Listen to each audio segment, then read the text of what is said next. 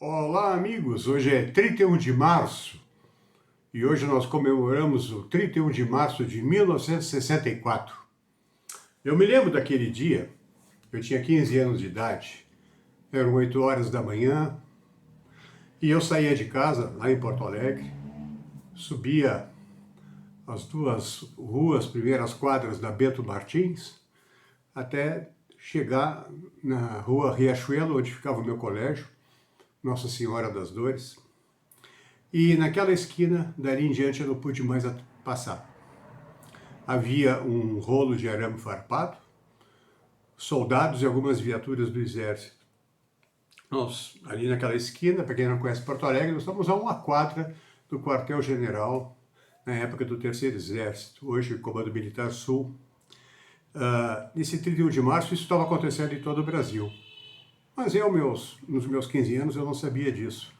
Eu voltei para casa. Minutos depois, o meu pai voltou também para casa. Ele também não tinha conseguido alcançar o serviço dele, que ficava uma quadra mais abaixo ainda, perto do porto da cidade. E aí eu perguntei o que estava acontecendo e ele me disse rapidamente. Me fez assim um relato assim dos últimos acontecimentos políticos do Brasil.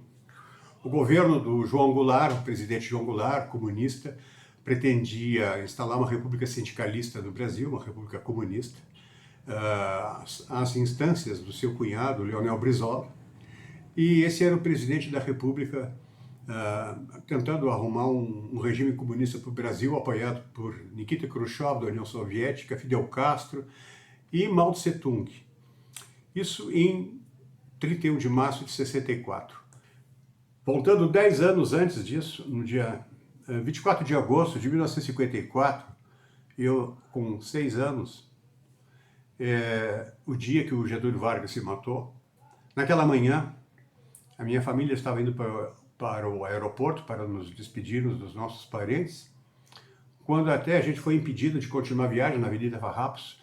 Havia bloqueios do povo, quebra-quebra generalizado na cidade, barulho de sirenes da polícia, dos bombeiros, ambulâncias.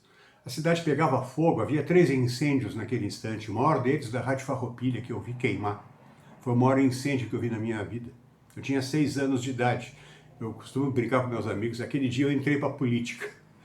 Fiquei sabendo o que estava acontecendo. Era o suicídio de Vargas e o povo gaúcho revoltado contra aquilo, colocando a culpa do Carlos Lacerda, etc, etc. Aquela história conhecida do atentado da Rua Toneleiros, quando o irmão do Vargas tentou matar o Carlos Lacerda, errou o tiro, matou o Major Rubem Vaz da Aeronáutica, e ali o Vargas não conseguiu mais se sustentar no governo até seu suicídio.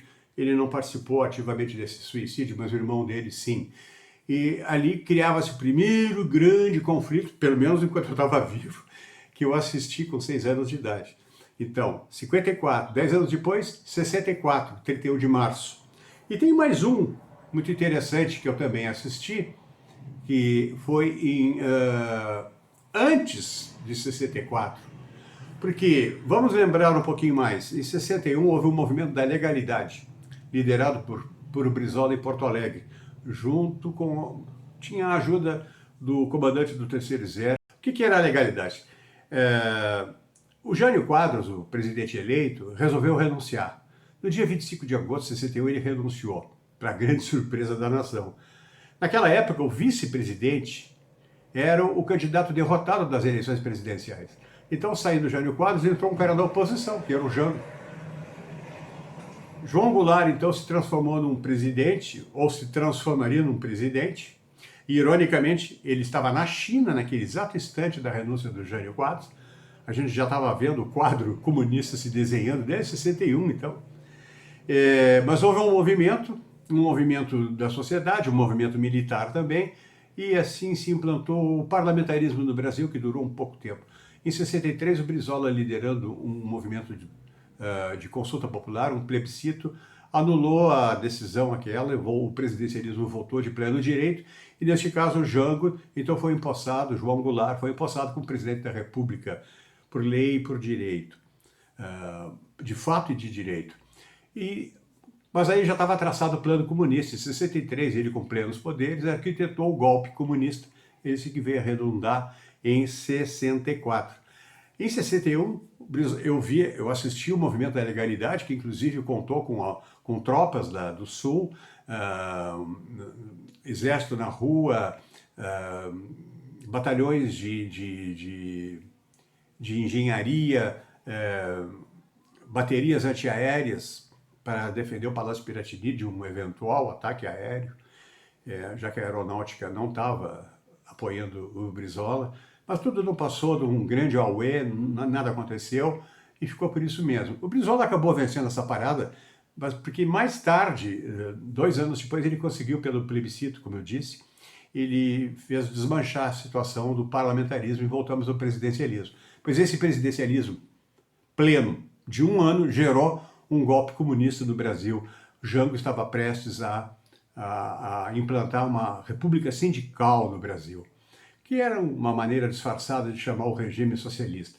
Então, esse é o movimento de 64, que contava com um amplo apoio da sociedade brasileira, da Globo, do Roberto Marinho, da igreja. Na época a igreja era católica, não é essa fantasia comunista da CNBB de hoje. E a população na rua, 1 milhão de pessoas na Praça da Sé em São Paulo, a Candelária no Rio de Janeiro, toda a parte, milhares e milhares e milhares de pessoas se reuniam pela família, pela propriedade, o discurso conservador do povo brasileiro, que é conservador. Estamos agora num novo momento aí, vamos ver o que vai acontecer agora, em 2021. Nós estamos novamente numa encruzilhada perigosa, como eu disse no vídeo anterior. Mas hoje eu queria só deixar esse testemunho do que eu, velho do jeito que estou, estava lá no dia 31 de março de 64. Que saudades!